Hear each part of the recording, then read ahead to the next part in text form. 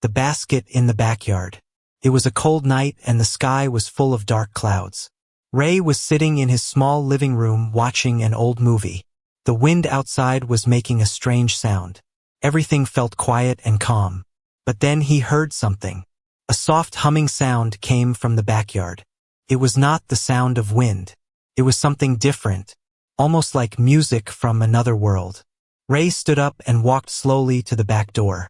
He opened it carefully and looked outside. The backyard was dark, but in one corner near the fence he saw a light. A soft blue light was glowing around something. Ray stepped outside. The air felt strange and heavy. As he moved closer, he saw something that made his heart stop. It was a basket, a baby basket, right in the middle of his backyard. And the blue light was coming from the basket itself. Ray walked slowly toward it. His hands were shaking.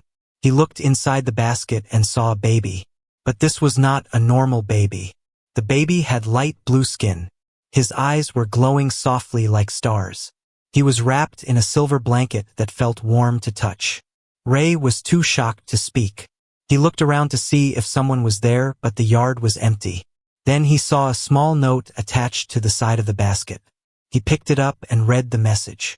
It said, "Please protect him. He is not safe. I will return."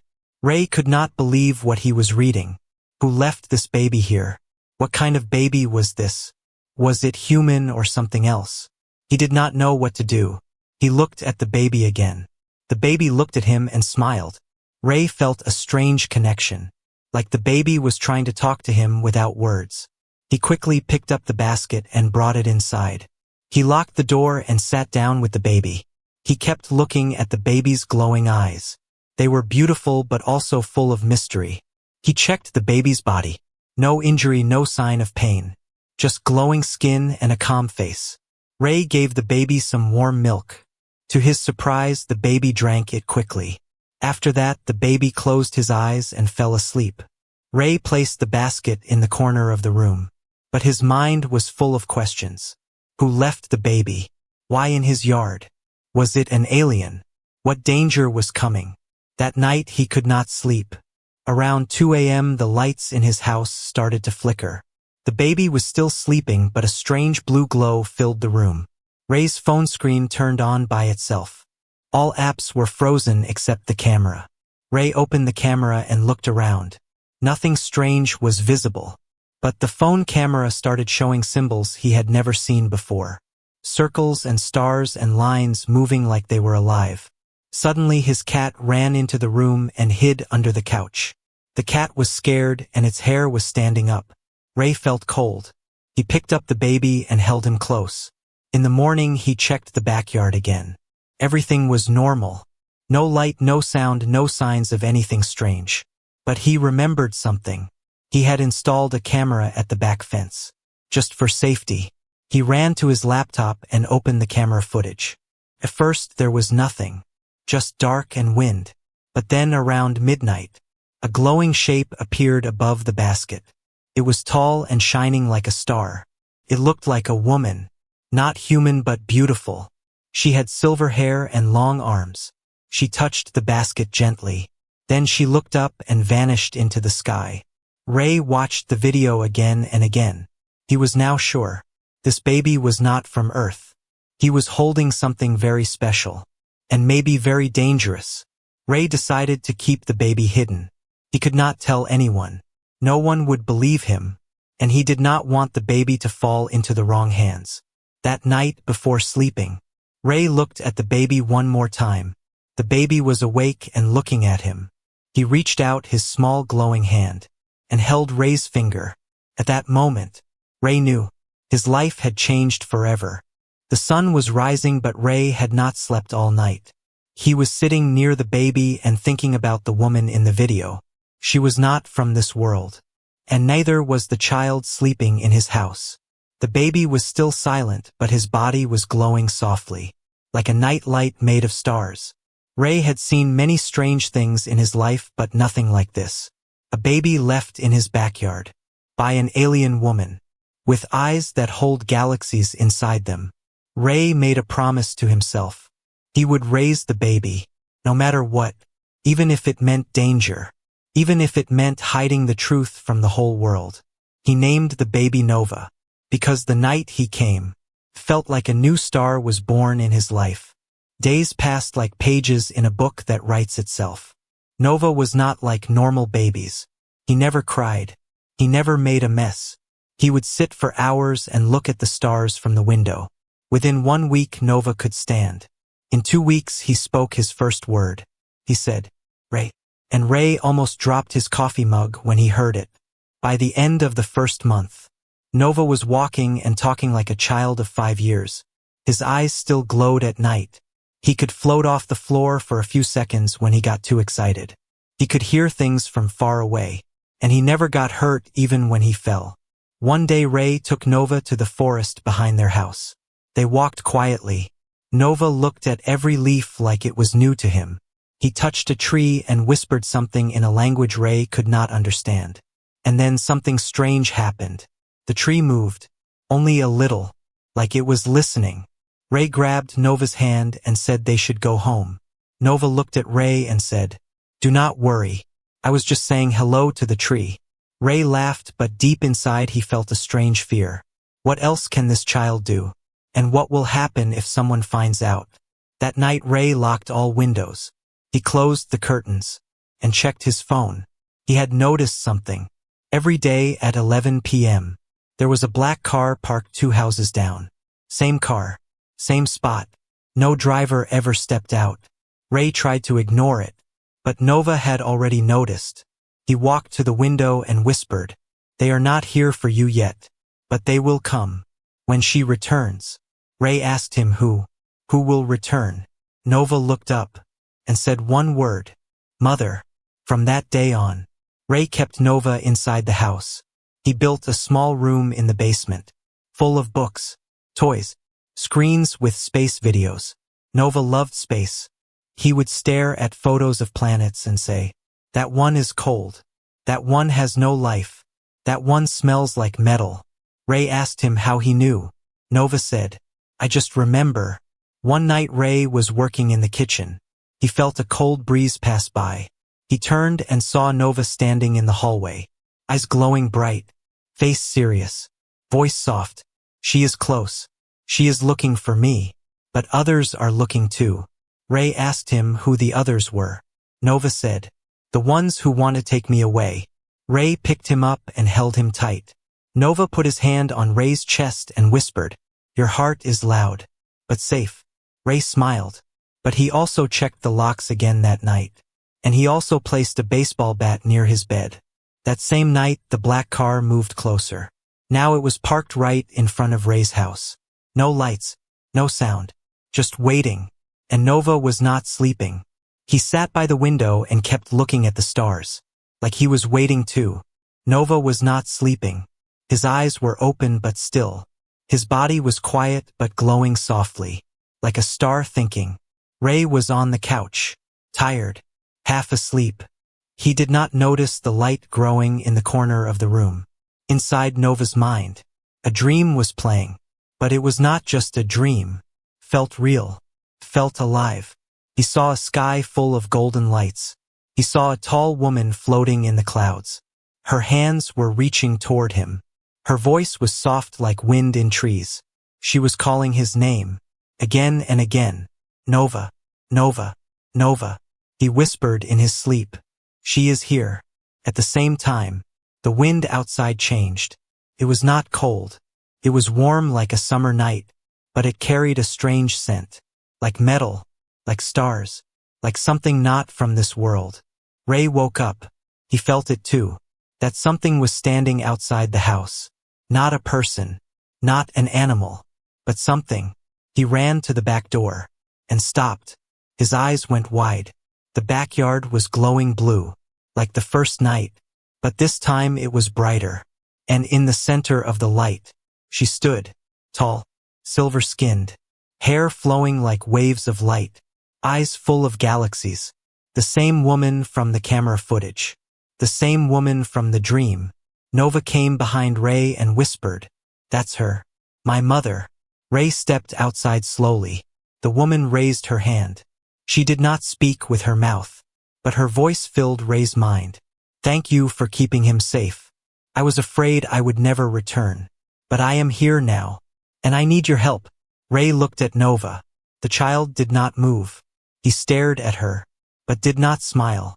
He did not run to her. Nova said, "You left me." The woman looked down, like stars falling in shame. She said, "I had no choice. They were coming. They are still coming." Ray asked her who she was, where she came from, why she left Nova. She showed her hand, and in the air above it, images appeared. Planet, burning, a ship flying, soldiers chasing, Nova in her arms, running, hiding, a door opening to space. I brought him here to live, to survive, to be safe from the war. But now the war is coming here. Suddenly the blue light faded. The night turned dark again. The wind returned, and with it, a deep sound, like thunder, but not from the sky, came from below, from the earth, from inside. The woman looked up. Her face turned cold, her voice sharp. They found me. We have no time. Ray asked, "Who are they?" She said one word, "Hunters." Nova grabbed Ray's hand. His fingers were shaking. His voice was low. "They want me. They want to take me back. Or kill me." Ray stepped forward. He said, "You brought danger to my world. You left him here. And now he is mine too. I will protect him, even if it costs me everything." The woman looked at him. Her eyes were full of stars and tears. She nodded slowly. "Then we must fight together. Because the earth is no longer safe. And Nova is no longer hidden." Behind them, a black shape moved near the trees. Not human, not fully visible. Just shadows with eyes, glowing red. Watching, Nova turned toward them and whispered, "They are already here." It started with a sound. Not loud, not sharp, but deep. A low hum that shook the glass windows gently, like the earth was whispering in fear. Ray woke up in the middle of the night, sweat on his forehead. But the room was cold, too cold, colder than outside, colder than normal. Nova was already awake, sitting on the floor, eyes glowing brighter than ever, face pale, hands flat on the ground. He whispered without looking up, "They are near." Outside the house the air felt heavy. The trees were still. The street was quiet, too quiet. Even the dogs were silent. No insects, no wind, only the low hum, growing deeper every second. Ray opened the window slightly and looked out. The black car was gone, but something worse had taken its place. Shadows, tall and thin, no face, no shape, just moving darkness standing still, watching the house from the edge of the street. Not one, not two, but 5 of them. Each had red lights where eyes should be, not blinking, not moving, just glowing. Ray closed the window quickly. His heart was beating like thunder. Nova stood up slowly and said, "They are called the Hunters. They do not speak. They do not feel. They only follow orders." Ray asked, "Whose orders?" A voice answered from nowhere, from inside the walls, from inside their minds. "The child is not yours. Return him or be erased." The voice was cold, empty. It had no emotion, like it was spoken by a machine that had seen death for centuries. Ray held Nova's hand and asked Serena, "What do we do now? We can't fight them. We don't even know what they are." Serena looked out the window, her face calm but her eyes burning like fire. She said, "We run, and we hide, until Nova is ready." Ray packed the bags in silence. Clothes, food, the silver blanket, Nova's drawing book, a small black cube Serena gave him. She said, "This is a key. Only use it if you have no choice." They left the house through the back, moving slowly, no sound, no light. Nova walked between them, silent, but alert, his hands glowing a little. As they entered the forest, Ray turned to look back. The shadows were still there, standing, watching, but not following, until Nova turned around and whispered, "I am not afraid of you." That's when the trees shook. Birds flew in all directions. The ground cracked slightly. and the shadows began to move. Fast, silent, deadly. Serena shouted, "Run, now." Ray carried Nova, branches hitting his face, feet slipping on wet soil. Serena behind them, throwing flashes of blue light from her hands, burning the shadows. But they kept coming. In the middle of the forest, they found an old cabin, empty, abandoned, perfect to hide for now. Ray locked the door. Serena placed her hand on the floor. A soft blue circle formed around the cabin. "They can't enter for now. The circle will protect us for one night." Ray sat down, heart racing, Nova breathing heavily, but calm, too calm for a child. Serena looked at Ray and said, "He is growing faster. Not just his body, his power too. And that is what they fear." Ray looked at Nova. The boy looked back, not like a child, but like someone much older, someone born for something bigger. Ray whispered, "What is he, really?" Serena placed her hand on Nova's head, her voice soft, heavy, full of pain and pride. "He is my son, but he is also their future king, and they want him gone before he remembers who he really is." Outside, the shadows circled the cabin, their red eyes glowing, their shapes melting into the trees. But they would not leave. They would wait, because they knew the child could not hide forever. And when the protection faded, the real hunt would begin. He stood in the middle of the forest clearing, barefoot, eyes closed, hands open toward the sky. Nova was not sleeping. Nova was not awake. Nova was in between. Ray watched from behind a tree, afraid to move, afraid to speak, because what he saw did not feel like earth. Serena stood beside her son, her feet not touching the ground, her voice soft, not in words, but in tones, like music only the stars can hear. The air around them shimmered, leaves floated upward, dust danced in circles. The forest held its breath. Nova began to rise slowly, 1 inch, then 2. Then his body lifted above the grass like a feather caught in still wind. Serena whispered inside his mind, "Feel the world. Do not touch it. Become it." And Nova did. He could feel every root, every worm underground, every drop of dew on the leaves. He could hear the pain of the earth, and the silence of the stars. But it was too much. Nova cried out.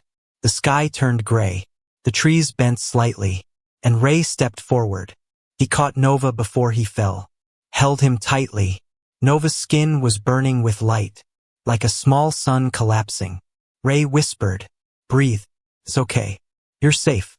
Serena came closer, her face calm, but her voice firm. "He must learn control. Without it, he will destroy everything. Even you." Ray looked at her. His voice was tired, but strong. "He's just a child. He needs more than training. He needs love. He needs time." Serena looked away, her eyes searching the sky. Time is what we don't have. At night, the forest grew darker. Even the moonlight felt afraid. Inside the small cabin, Nova sat by a candle, drawing pictures in his book. One page showed a burning planet. Another showed creatures made of shadow. Another showed Ray holding Nova's hand while lightning fell behind them. Ray asked him, "Where do these pictures come from?" Nova answered, "I don't draw them. They come by themselves, like memories, but from the future." Ray didn't understand, but he didn't question it. He just sat beside Nova and placed a hand on his shoulder. Serena watched them silently, and for a moment, her face looked human, not alien, not queen. Just a mother, afraid to lose her child again. Later that night, Serena trained Nova again. But this time it was different. They sat by a river, water flowing softly, no words spoken. Nova was told to move the water, not by force, but by emotion. He tried. He closed his eyes, thought of stars, thought of planets. Nothing happened. Then he thought of the day he was left in the basket. The cold night, the glowing fence, the sound of wind, the voice in his heart, the silence that followed. His hands moved slowly. The river bent, like it was bowing to him. Ray watched from behind the trees. This time, he did not move. This time, he understood. Nova was not a normal boy, not even close, but he was still his son. Suddenly, the candle in the cabin went out. The air turned sharp. Serena stood up. They are testing the circle. They are close again. Ray ran to Nova, lifted him in his arms. Serena placed her hand on the cabin wall. Blue light returned. The circle stayed strong. But the shadows had changed. They were bigger, faster, smarter. Nova looked at them through the window and whispered, "They are not waiting anymore. They are preparing." It was too quiet. The kind of quiet that does not bring peace. The kind that makes your bones feel cold. Like the forest itself was holding its breath. Waiting for something. Fearing it too. Ray sat near the door, holding the black cube Serena had given him. His hand was shaking. Not from fear. From something deeper. From the feeling that this night would not end like the others. Nova was not sleeping. He was sitting in the corner of the cabin. Eyes wide. Breathing slow. His drawings scattered on the floor. All the same. All showing one thing. A house on fire. A shadow in the door. A boy reaching for light. Serena stood outside the circle. Eyes glowing like twin moons. Hands ready. She knew what was coming. And she knew they would not run this time. The shadows came just after midnight. Not walking. Not crawling. They dropped from the sky. Like raindrops made of smoke. 10, 20, more. The circle around the cabin flared. Blue light rising. But the shadows did not stop. They screamed. Not with mouths, but with a sound that broke glass. A sound that hit inside the skull. Like knives of noise. Serena stepped forward, raised her arms, and threw light into the trees. The shadows burned. But others kept coming. Stronger, faster, smarter. Ray pulled Nova into the center of the cabin. The black cube pulsed in his hand. Serena's voice echoed through the walls. Protect the child. At any cost. Nova looked at Ray. Eyes bright. Face calm. I am ready, but I need you to believe it. Ray nodded. His voice quiet, but his heart loud. I do. I always did. Outside. The shadows broke the circle. 1. Then 2. Then the whole ring of blue light shattered. Like a mirror hit by thunder. They rushed forward. Screaming. Crawling. Falling through walls like smoke. Ray picked up a metal rod. Stood in front of Nova. Swung at the dark. Passed through air. But something hissed and pulled back. Serena shouted. Now Nova. You must release it. Nova stood. Hands glowing. His voice rose. Not loud, but strong. Stop. And everything did. The air froze. The shadows paused. The fire stopped flickering. Even time felt confused. Nova walked forward. His feet not touching the floor. His body surrounded by a white light. The shadows screamed again. But this time, it was fear. Nova raised his hand. The air twisted. The ground shook. And the shadows began to break. Not burn. Break. Like glass hit by truth. One by one they vanished. Turning into sparks. Blowing away in the wind. But then, from behind the trees, a new shape appeared. Not shadow. Not smoke. But solid. Tall. Wearing armor like night itself. Red eyes. Metal skin. A voice like thunder. You cannot protect what belongs to the stars. Serena gasped. Her voice full of hate and pain. General Kor. Ray stepped back. Nova moved forward. Kor pointed at the child. He is not your son.